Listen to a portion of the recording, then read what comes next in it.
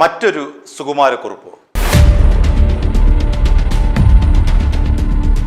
Kannur Anjarakandy dental കോളേജിലെ വിദ്യാർത്ഥിയായ നിതിൻ രാജ് ആത്മഹത്യ ചെയ്തതുമായി ബന്ധപ്പെട്ട് ഒന്നാം പ്രതി ഡോക്ടർ MK റാം സമർപ്പിച്ച ജാമ്യ ഹർജി സുപ്രീം കോടതി ഇന്നലെ തള്ളി.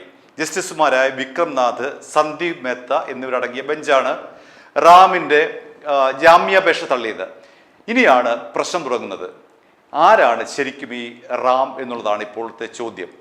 അയാൾ അന്ന് നിതിൻ രാജ് ആത്മഹത്യ ചെയ്തതിന് ശേഷം മുങ്ങിയതാണ്. പിന്നീട് ഇയാളെക്കുറിച്ച് യാതൊരു വിവരവും പോലീസിനില്ല. ഇപ്പോൾ ഈ കേസ് അന്വേഷിക്കുന്നത് ക്രൈംബ്രാഞ്ചിന്റെ പ്രത്യേക സംഘമാണ്. 2 DYSPമാർ ചേർന്നുള്ള സംഘമാണ് ഈ കേസ് അന്വേഷിക്കുന്നത്. ഇന്നലെ ഈ ജാമ്യ ഹർജി തള്ളിയതുമായി ബന്ധപ്പെട്ടാണ് വീണ്ടും ഈ റാമിന്റെ പേര് ഉയർന്നു വന്നിരിക്കുന്നത്. സുപ്രീം കോടതി തള്ളി. ഏറ്റവും കീഴ്ക്കോടതി മുതൽ ഹൈക്കോടതിയെ സമീപിച്ചു, ഹൈക്കോടതി തള്ളി.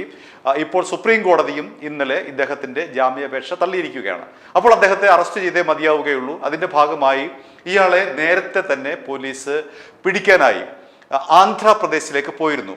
തുടക്കത്തിൽ ഇയാൾ കർണാടകക്കാരനാണ് എന്നായിരുന്നു പോലീസ് ധരിച്ചിരുന്നത്. കർണാടകയിൽ അന്വേഷിച്ചപ്പോൾ ഇങ്ങനെ ഒരാളില്ല. പിന്നീടാണ് ഇയാളുടെ സ്വദേശം സ്ഥിരീകരിക്കുന്നത്, ആന്ധ്രാപ്രദേശാണെന്ന് സ്ഥിരീകരിക്കുന്നത്. ഇയാൾ ദീർഘകാലമായി കേരളത്തിലായിരുന്നു. കണ്ണൂരിൽ ഇയാൾ പല സ്ഥലങ്ങളിലായി ദന്ത ക്ലിനിക്കൊക്കെ നടത്തിയിട്ടുണ്ട് എന്നാണ് അന്വേഷണ സംഘത്തിന് ലഭിച്ച വിവരം. പക്ഷേ ഇപ്പോഴുള്ള പ്രശ്നം എന്താണെന്ന് ചോദിച്ചാൽ, സുപ്രീം കോടതി ഇയാളുടെ ജാമ്യ ഹർജി തള്ളിയതോടുകൂടി ഇയാളെ എത്രയും പെട്ടെന്ന് അറസ്റ്റ് ചെയ്യേണ്ടത് ക്രൈംബ്രാഞ്ചിന്റെ ഉത്തരവാദിത്തമാണ്. പക്ഷേ ക്രൈംബ്രാഞ്ചിന് അതിന് കഴിയുന്നില്ല. ഇയാളെ അറസ്റ്റ് ചെയ്യാനായി ആന്ധ്രാപ്രദേശിലെ ഇയാളുടെ ജന്മസ്ഥലത്തേക്ക് ക്രൈംബ്രാഞ്ച് പോയി. അവിടെയെങ്ങും ഒരു തുമ്പും ക്രൈംബ്രാഞ്ചിന് ലഭിച്ചില്ല. അതേ തുടർന്ന് ആ സംഘത്തിലെ പകുതിയിലേറെ പേര് മടങ്ങി. 2 പേർ മാത്രമാണ് ഇപ്പോൾ ആന്ധ്രാപ്രദേശിൽ ക്രൈംബ്രാഞ്ചിന്റെ അന്വേഷണ ഉദ്യോഗസ്ഥരായിട്ട് അവിടെ തങ്ങുന്നത്. അവർ അവിടെ തങ്ങി അന്വേഷിക്കുകയാണ്. ഇയാൾ എവിടെ പോയി, എവിടെയാണ്, ബന്ധുക്കളെയൊക്കെ ചോദ്യം ചെയ്തു. ഇയാളുമായി ബന്ധമുള്ള പലരെയും ചോദ്യം ചെയ്തു. പക്ഷേ അവർക്കൊന്നും തന്നെ ഇയാൾ കേരളത്തിൽ ഉണ്ടായിരുന്നു എന്ന് അറിയാം എന്നതിനപ്പുറത്തേക്ക് ഇപ്പോഴെവിടെയുണ്ടെന്ന് പറയാൻ അവർക്കാർക്കും കഴിയുന്നില്ല. മാത്രമല്ല, ഇയാളുടെ ഫോണുമായി കണക്ട് ചെയ്ത് അന്വേഷിക്കാനും ക്രൈംബ്രാഞ്ചിന് കഴിയുന്നില്ല. ഇയാൾ ഫോൺ ഉപയോഗിക്കുന്നില്ല. അതുകൊണ്ട് ഇയാൾ എവിടെ എന്നുള്ള ഒരു വലിയ ചോദ്യം ക്രൈംബ്രാഞ്ചിന് മുന്നിലേക്ക് വന്നിരിക്കുകയാണ്. സുകുമാരക്കുറിപ്പിനെ പോലെയുള്ള മറ്റൊരാളാണോ ഈ റാം എന്നുള്ളതാണ് ഇപ്പോഴത്തെ ചോദ്യം. അയാൾ എവിടെയാണ്, അയാളുടെ വിശദാംശങ്ങൾ എന്താണ് എന്നതിനെക്കുറിച്ച് ക്രൈംബ്രാഞ്ച് അന്വേഷിച്ചു വരുന്നു. ആ അന്വേഷണത്തിൽ തെളിയുന്നത് ആന്ധ്രാപ്രദേശിലെ ഒരു പ്രാദേശിക രാഷ്ട്രീയ നേതാവിന്റെ സഹോദരനാണ് ഇയാളെന്നാണ് അറിയാൻ കഴിയുന്നത്. പക്ഷേ ആ തലത്തിലൊക്കെ അന്വേഷിച്ചിട്ടൊന്നും തന്നെ ഈ റാമിലേക്ക് എത്തിച്ചേരാൻ തക്ക വിധത്തിലുള്ള ഒരു സൂചനയും ക്രൈംബ്രാഞ്ചിനില്ല. നമുക്കറിയാവുന്നതുപോലെ തന്നെ കേരള മനസാക്ഷിയെ നടുക്കിയ ഒരു ആത്മഹത്യയായിരുന്നു നിതിൻ രാജിൻ്റെത്. തിരുവനന്തപുരം ആര്യനാട് സ്വദേശിയായിട്ടുള്ള നിതിൻ രാജ് ഏപ്രിൽ 10-ാം തീയതി 2026 ഏപ്രിൽ 10-ാം തീയതി അഞ്ചരക്കണ്ടി ദന്തൽ കോളേജിന്റെ മുകളിൽ നിന്നും ചാടി ആത്മഹത്യ ചെയ്യുകയാണ് ചെയ്തത്.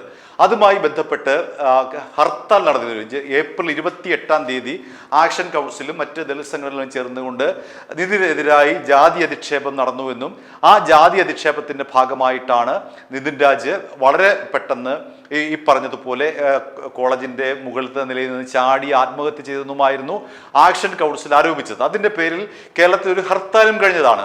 പക്ഷേ ഇവിടെ ഉയരുന്നൊരു പ്രധാനപ്പെട്ട ചോദ്യം, 2 പ്രതികളാണല്ലോ പ്രധാനമായിട്ടും ഈ ജാതി അധിക്ഷേപ കേസിലുള്ളത്. ഒന്ന് അവിടുത്തെ അധ്യാപികയായിട്ടുള്ള സംഗീത നമ്പ്യാർക്ക് കോടതി ഏപ്രിൽ 25-ന് തന്നെ ജാമ്യം അനുവദിച്ചു. പക്ഷെ 1-ാം പ്രതിയായിട്ടുള്ള ഈ റാമിന് ഒരു കോടതിയും ജാമ്യം അനുവദിച്ചില്ല. അതേ തുടർന്നാണ് അന്വേഷണം ഇപ്പോൾ പുരോഗമിക്കുന്നത്. ഈ റാമിലേക്ക് ഈ ഒരു പ്രശ്നം എങ്ങനെ എത്തിച്ചേർന്നു എന്ന് ചോദിച്ചു കഴിഞ്ഞാൽ, ഈ നിതിൻ രാജ് ഒരു ലോൺ ആപ്പിൽ നിന്ന് 15,000 രൂപ ലോൺ എടുത്തിരുന്നു. 36% ആണ് പലിശ നിരക്ക്. അപ്പോൾ ആ എടുത്ത ലോണിൽ 1000 രൂപ മാത്രമേ നിതിൻ രാജിന് അടയ്ക്കാൻ കഴിഞ്ഞുള്ളൂ. ബാക്കി പൈസ ചോദിച്ചുകൊണ്ട് നിതിൻ രാജിന്റെ അധ്യാപികയായിട്ടുള്ള സംഗീത നമ്പ്യാരെയും നിരന്തരമായി ഈ ലോൺ ആപ്പുകാർ ഭീഷണിപ്പെടുത്തി. ആ ലോൺ ആപ്പുകാർ പോലീസ് അറസ്റ്റ് ചെയ്തു. UP സ്വദേശിയായ ഋഷികേശ് തിവാരി, പ്രശാന്ത് ഖേവൽ, ഹരിയാന സ്വദേശിയായ പ്രകാശ് ജയ് എന്നിവരാണ് പോലീസ് ഈ ലോൺ ആപ്പുമായി ബന്ധപ്പെട്ട് പിടികൂടിയിരിക്കുന്നത്. അത് അവിടെ ഒരു കേസ് അങ്ങനെ നിൽക്കുന്നു. നിതിൻ രാജ് പെട്ടെന്നുള്ള പ്രകോപനത്തിൽ ആത്മഹത്യ ചെയ്തത് എന്തിനാണെന്ന് ചോദിച്ചു കഴിഞ്ഞാൽ പോലീസ് നൽകുന്ന ഉത്തരം എന്ന് പറയുന്നത്, ലോൺ ആപ്പുകാർ നിതിൻ രാജിന്റെ അധ്യാപികയായിട്ടുള്ള സംഗീത നമ്പ്യാരെ നിരന്തരമായി വിളിച്ച് ഭീഷണിപ്പെടുത്തി. സംഗീത നമ്പ്യാർ ഇത് ഡിപ്പാർട്ട്മെന്റ് മേധാവിയായിട്ടുള്ള റാമിനോട് പറഞ്ഞു, പ്രിൻസിപ്പലിനോട് പറഞ്ഞു. അങ്ങനെ ഉണ്ടായിട്ടുള്ള ഒരു നാണക്കേട് കൊണ്ട് ഒക്കെ തന്നെ നിതിൻ രാജ് വല്ലാത്തൊരു അവസ്ഥയിലേക്ക് എത്തി. അപ്പോഴാണ് സംഗീത നമ്പ്യാരും അതേപോലെ ഡിപ്പാർട്ട്മെന്റ് മേധാവിയായിട്ടുള്ള റാമും ചേർന്ന് ജാതീയമായി നിതിൻ രാജിനെ അധിക്ഷേപിക്കുന്നത് എന്നാണ് കേസ്. പക്ഷേ ഇവിടെ ഈ സംഗീത നമ്പ്യാർ എന്ന് പറഞ്ഞ അധ്യാപികയ്ക്ക് ജാമ്യം ലഭിച്ചെങ്കിലും ഇദ്ദേഹത്തിന് സുപ്രീം കോടതിയിൽ നിന്ന് ജാമ്യം ലഭിച്ചിട്ടില്ല. പക്ഷെ ഇവിടെയാണ് പ്രധാനപ്പെട്ട ഒരു ചോദ്യം ഉയരുന്നത്. ഈ റാം ആരാണ്? അദ്ദേഹം എവിടെ പോയി, എവിടെയാണ് അദ്ദേഹം ഒളിച്ചിരിക്കുന്നത് എന്നുള്ളതാണ് ഏറ്റവും പ്രധാനപ്പെട്ട ചോദ്യം. നമുക്കറിയാമല്ലോ, ഇന്ത്യയിൽ തന്നെ ഏറ്റവും മികച്ച അന്വേഷണ ഏജൻസികളാണ് കേരളത്തിലേത്. കേരള പോലീസ് എന്ന് പറയുന്നത് ഇന്ത്യയിലെ തന്നെ ഏറ്റവും മികവുറ്റ പോലീസുകാരാണ്. നിരവധി കേസുകൾ പോലീസിന്, ദുരൂഹമായിട്ടുള്ള കേസുകളൊക്കെ തന്നെ പോലീസിന് കണ്ടെത്താൻ കഴിഞ്ഞിട്ടുണ്ട്, പ്രതികളെ ശിക്ഷിക്കാൻ കഴിഞ്ഞിട്ടുണ്ട്. പക്ഷേ സുകുമാരക്കുറുപ്പിനെ പോലുള്ള ഈ ലോൺ പെൻഡിങ് ആയിട്ടുള്ള കുറേ കേസുകളുണ്ട്. അപ്പോൾ ആ ഗണത്തിലേക്കാണോ ഈ റാം ഇപ്പോൾ വന്നു ചേരുന്നത് എന്നുള്ളതാണ് പ്രധാനപ്പെട്ട ചോദ്യം. കാരണം ഇയാളുമായി ബന്ധപ്പെട്ട ഒരു തരത്തിലെ വിവരങ്ങളും പോലീസിന് ലഭിക്കുന്നില്ല. അയാളുടെ വീടും സഹോദരങ്ങളൊക്കെ കണ്ടെത്തിയെങ്കിലും ഇയാൾ ഇപ്പോൾ എവിടെ പോയി എന്നുള്ളത്, ഇയാളുടെ തിരോധാനം എങ്ങനെയാണ് എന്നതിനെക്കുറിച്ച് ക്രൈംബ്രാഞ്ചിന് യാതൊരു വ്യക്തതയുമില്ല. സുകുമാരക്കുറുപ്പ് എങ്ങനെയാണോ കാണാതായത് അതേപോലെയുള്ള പെട്ടെന്നുള്ള ഒരു തിരോധാനം, അതായത് നിതിൻ രാജ് ആത്മഹത്യ ചെയ്ത ഏപ്രിൽ 10 ശേഷം പിന്നീട് ഇയാളെക്കുറിച്ച് യാതൊരു വിവരവുമില്ല. അഭിഭാഷകർ വരുന്നു, കോടതിയിൽ ഹാജരാകുന്നുണ്ട്, ഇയാളുടെ ജാമ്യാപേക്ഷ കൊടുക്കുന്നുണ്ട് എന്നതിലൊക്കെ അപ്പുറത്തേക്ക് ഇയാളിലേക്ക് എത്തിച്ചേരാനുള്ള യാതൊരു മാർഗവും പോലീസിന്റെ മുന്നിൽ ഇല്ല എന്നുള്ളതാണ് യാഥാർത്ഥ്യം. 2 പോലീസുകാർ ഇപ്പോൾ നേരത്തെ സൂചിപ്പിച്ചതുപോലെ ആന്ധ്രാപ്രദേശിൽ തങ്ങി, ക്രൈംബ്രാഞ്ച് ഉദ്യോഗസ്ഥർ തങ്ങി അന്വേഷിക്കുന്നുണ്ട്. പക്ഷേ ഒരു തുമ്പും ഇയാളെക്കുറിച്ച് ലഭിക്കുന്നില്ല. ഇപ്പോൾ ഇവിടെ ഉയരുന്നൊരു ചോദ്യം മറ്റൊരു സുകുമാരക്കുറുപ്പായി മാറുകയാണോ ഡോക്ടർ MK റാം എന്നുള്ളതാണ്. i2i News, an eye for truth. i2i News subscribe ചെയ്തിട്ടില്ലാത്തവർ ഇപ്പോൾ തന്നെ സബ്സ്ക്രൈബ് ചെയ്യുക. നോട്ടിഫിക്കേഷൻ ലഭിക്കുവാൻ ബെൽ ബട്ടണും അമർത്തുക.